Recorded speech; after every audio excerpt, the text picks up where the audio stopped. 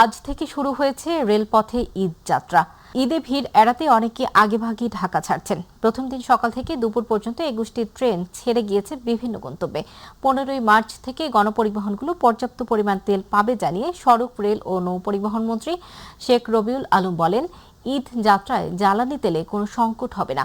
সকালে Kamalapur rail station পরিদর্শনে এসে এসব কথা বলেন তিনি। এদিকে রাজধানীর বাস টার্মিনালগুলোতেও বেড়েছে ঈদে আগাম ঘরমুখো মানুষের ভিড়। আরও জানাচ্ছেন রাকিব হাসান। প্রিয়জনের সাথে ঈদের আনন্দ ভাগাভাগি করতে রাজধানী ছাড়তে শুরু করেছেন নগরবাসী। শুরু হয়েছে রেলপথে ঈদযাত্রা। ঈদযাত্রার প্রথম দিনে কমলাপুর রেলওয়ে স্টেশনে ঘরমুখো মানুষের কিছুটা চাপ থাকলেও নেই চিরচেনা সেই ভিড়, নেই দৌড়ঝাঁপ কিংবা ছাদে চড়ে বাড়ি ফেরার সেই দৃশ্য। কড়া নিরাপত্তা ব্যবস্থাপনার মধ্য দিয়ে প্ল্যাটফর্মে প্রবেশ করছেন ঘরমুখো মানুষ, যাদের অধিকাংশই নারী ও শিশু। দাদু বাড়ি ঈদ করতে ভালো লাগছে। আমাদের তো ইউনিভার্সিটি বন্ধ হয়ে গেছে, বর্তমান বন্ধ। আর দ্বিতীয় হলো আমার ফ্যামিলি থাকে আপনার গাজীপুর।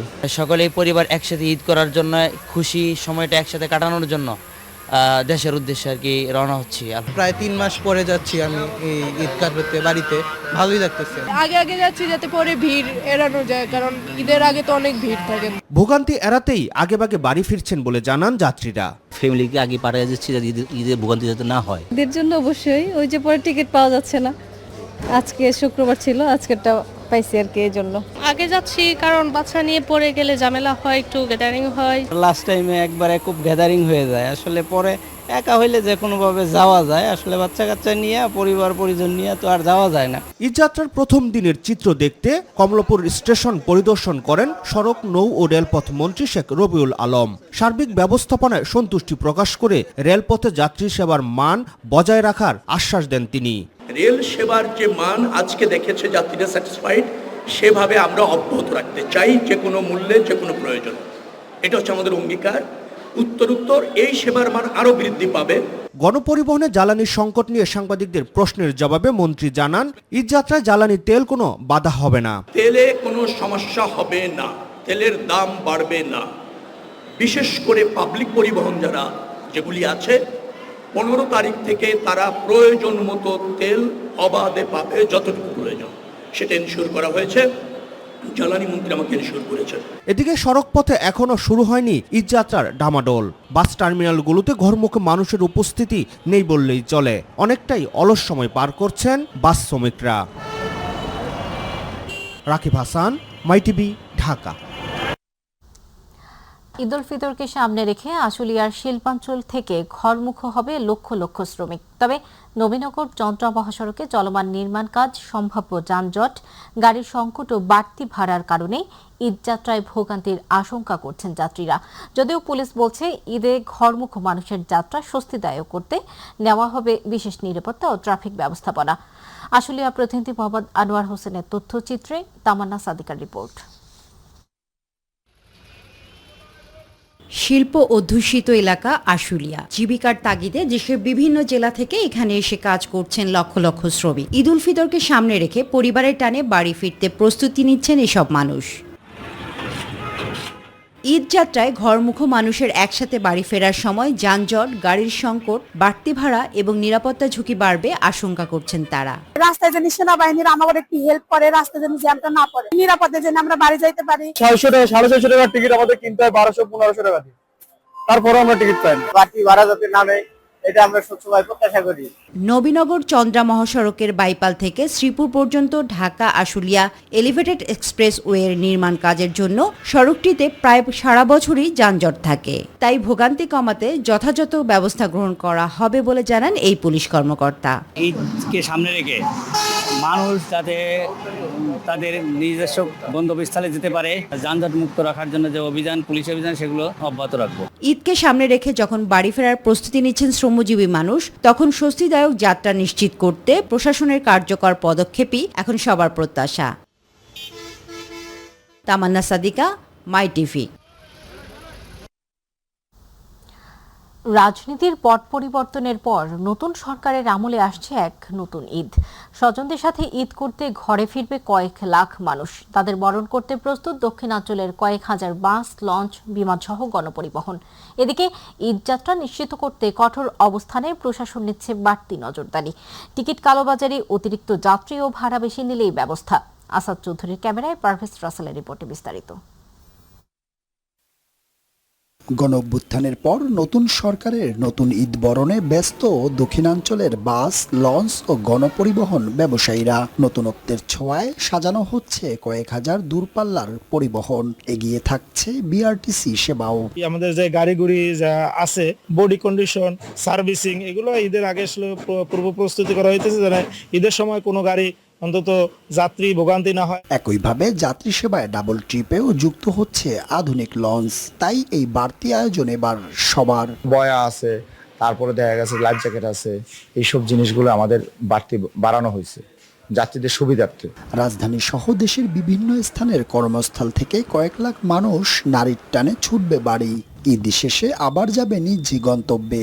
তাদের যাত্রা নিরাপদ করতে এবার প্রশাসনও থাকবে অনড়। বাসগুলো সঠিক সময়ে বা সঠিকভাবে যেন যান্ত্রিক ত্রুটিবিহীনভাবে গন্তব্যে পৌঁছতে পারে, সেজন্য আমরা একটি কারিগরি টিমও গঠন করেছি। তবে বাসের বাড়তি ভাড়া, যাত্রী হয়রানি বন্ধ, অতিরিক্ত গতি আর নদীপথের ডুবোচর, বলখেট যেন না হয় দুর্ঘটনার কারণ, এ প্রত্যাশাই আগতদের।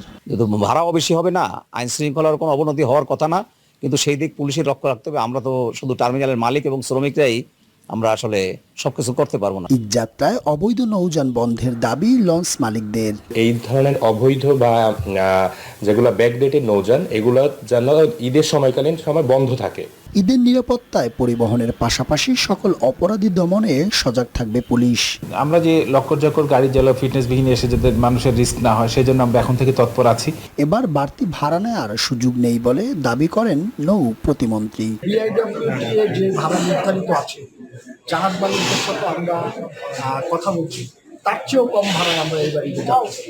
পারভেজ রাসেল, মাই টিভি, বরিশাল। রাজধানীতে জ্বালানি তেল সরবরাহ এখনো স্বাভাবিক হয়নি। বেশ কয়েকটি ফিলিং স্টেশন বন্ধ রয়েছে।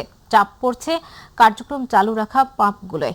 দীর্ঘ লাইন আর রেশনিং পদ্ধতিতে তেল পাওয়ায় ক্ষুব্ধ চালকরা। দ্রুত স্বাভাবিক না হলে ঈদ যাত্রায় প্রভাব পড়ার আশঙ্কা তাদের।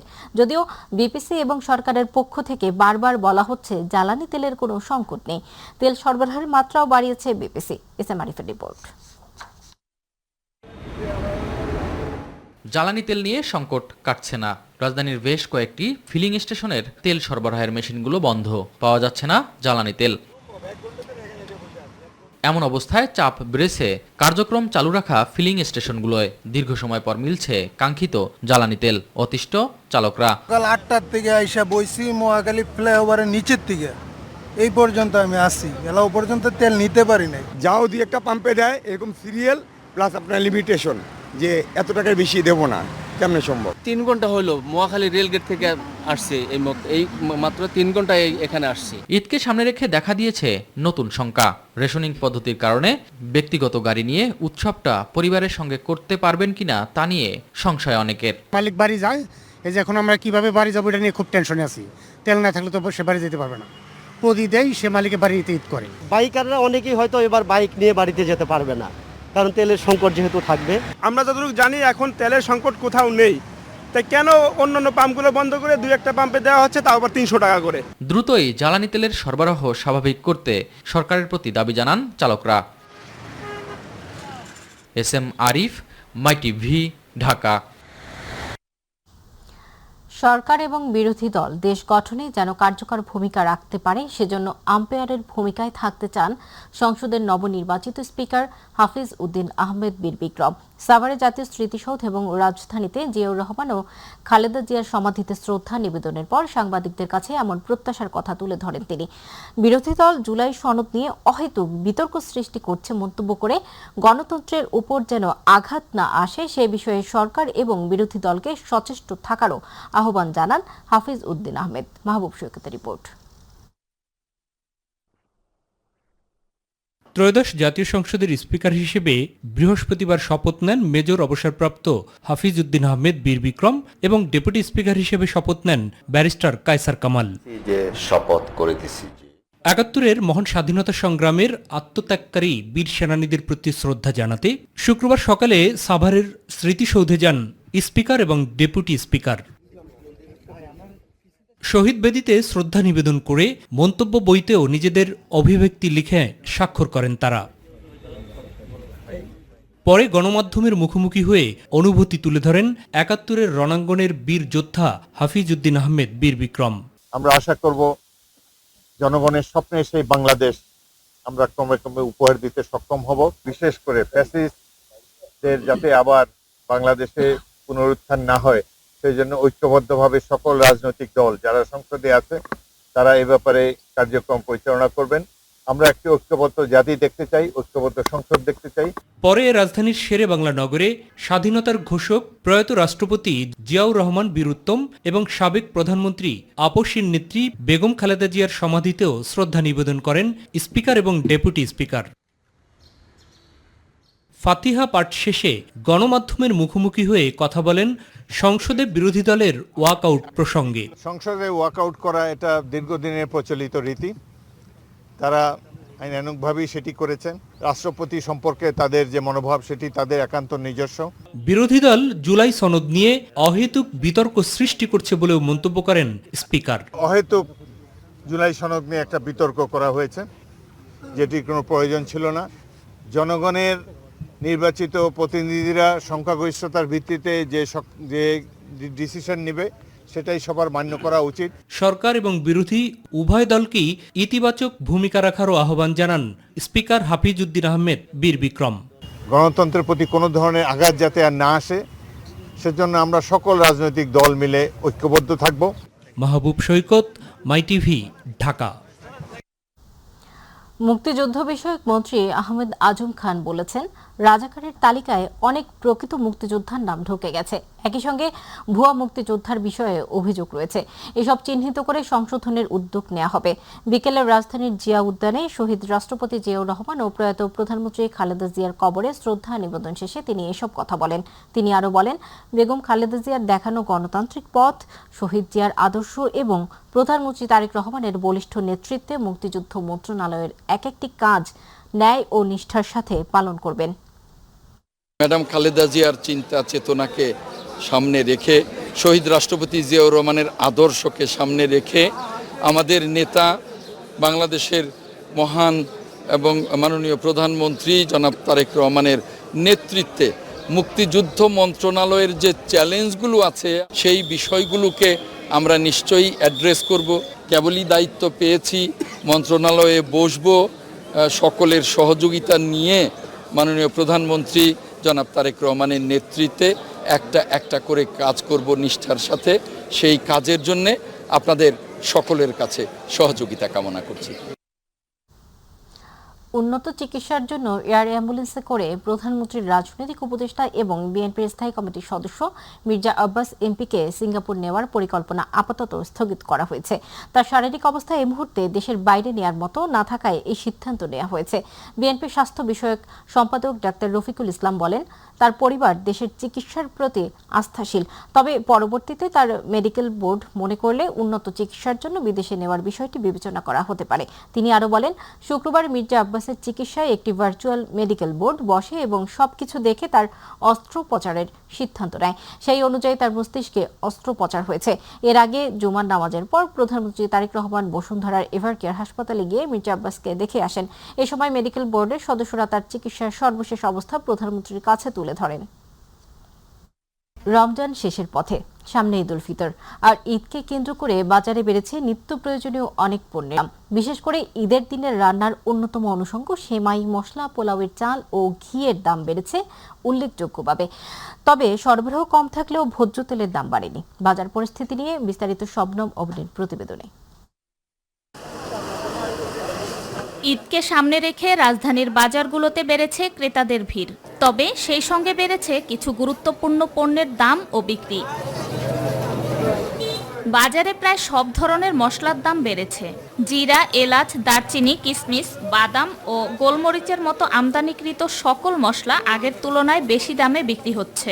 মশলার দাম বেশি, আবার যে কিশমিশ ছিল 700-800 এখন 950-1000 টাকা, যে আলু বোখরা ছিল 400-500 টাকা কেজি এখন 1200-1300 টাকা কেজি, যে পেস্তা বাদাম ছিল 3200-3000 টাকা কেজি এখন 4000-4200। আমদানি করা প্রোডাক্ট প্রত্যেক দিন দাম বাড়তেছে। বাড়তি মানে হাত দেওয়া যাইতেছে না। বই 100 গ্রামের দাম 540 টাকা। আপনার এলাচ, শুধু এলাচটার কথাই বললাম, আর বাকি যে আপনি গরম মশলাগুলো আছে সেগুলি বাদ। ঈদের রান্নায় বহুল ব্যবহৃত পোলাওয়ের চালের দামও বেড়েছে।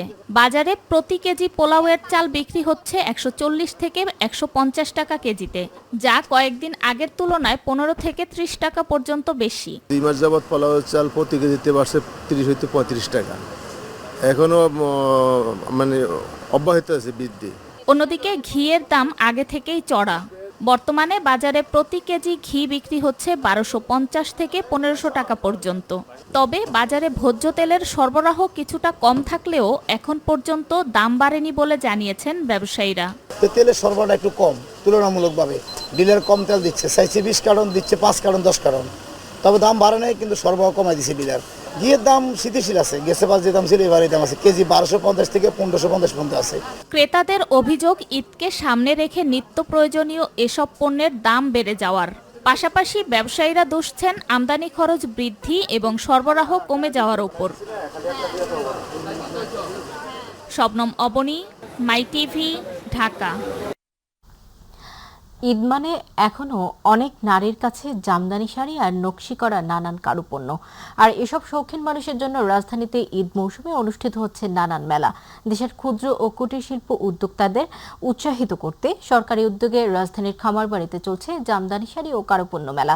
10 মার্চ থেকে শুরু হওয়া এই মেলা চলবে 14 মার্চ পর্যন্ত। মেলা নিয়ে আরও থাকছে সাদিয়া হক মৌয়ের রিপোর্টে।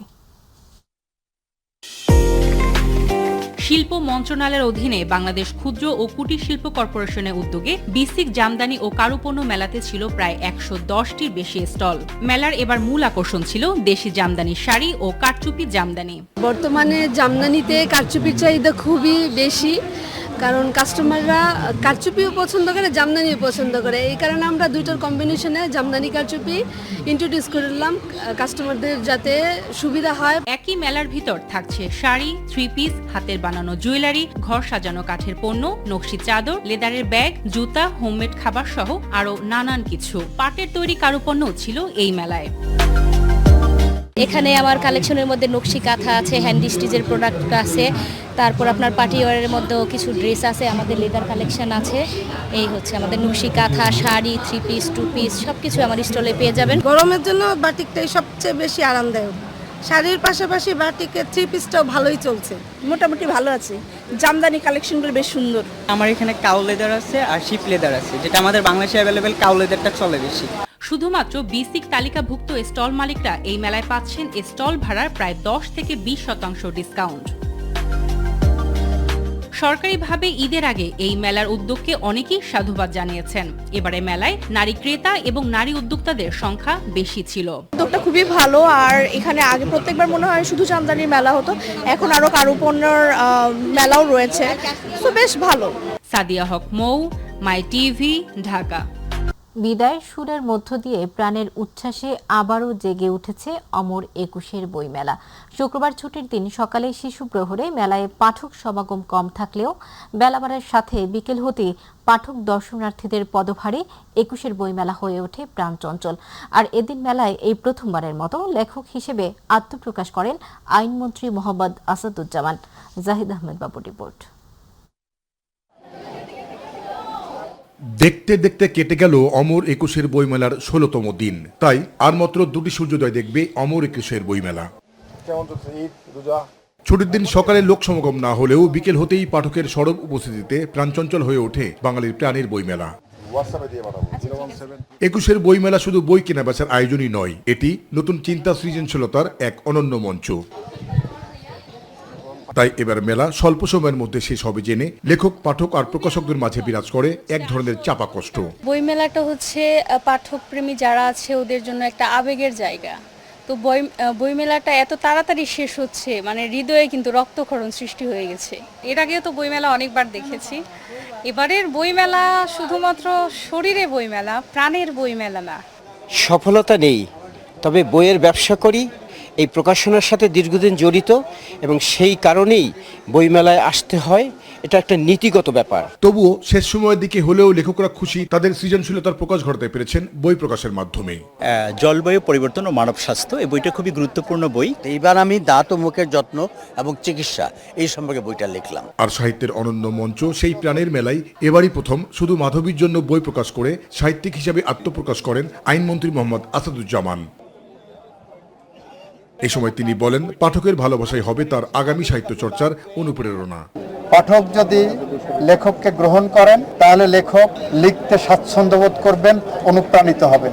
বেদনা, রাজনীতি, রাষ্ট্র, সমাজনীতি, দর্শন অনেক কিছুর মধ্যে চলে এসেছে। আর একজন নীতি নির্ধারকের সাহিত্য চর্চা সমাজকে ইতিবাচক বার্তা দেয় বলে মনে করেন তার স্ত্রী ও পরিবারের অন্যান্য সদস্যরা। একসময় যা ছিল আমার ব্যক্তিগত, এখন এটা সবার মাধ্যমে প্রকাশ হয়ে গেল। এখন তার ভক্ত অনুরাগী সব সংখ্যা অনেক বেশি। চমৎকার লেখনী, সাহিত্যের ভাষায় তার যে প্রতিবাদগুলো এই মাধবীর মাধ্যমে উঠে এসেছে। জ্ঞান ও সৃজনশীলতার আলোকে বাঙালির প্রাণের বইমেলা যদিও সমাপ্তির পথে, তবুও যে উদ্দেশ্য করে বাঙালির এই প্রাণের বইমেলা, সেই উদ্দেশ্য সফল হোক, প্রয়োগ হোক যথাযথ ক্ষেত্রে, এমনকি নতুন প্রজন্মের মাঝেও। জাহিদ আহমেদ বাবু, মাই টিভি, ঢাকা।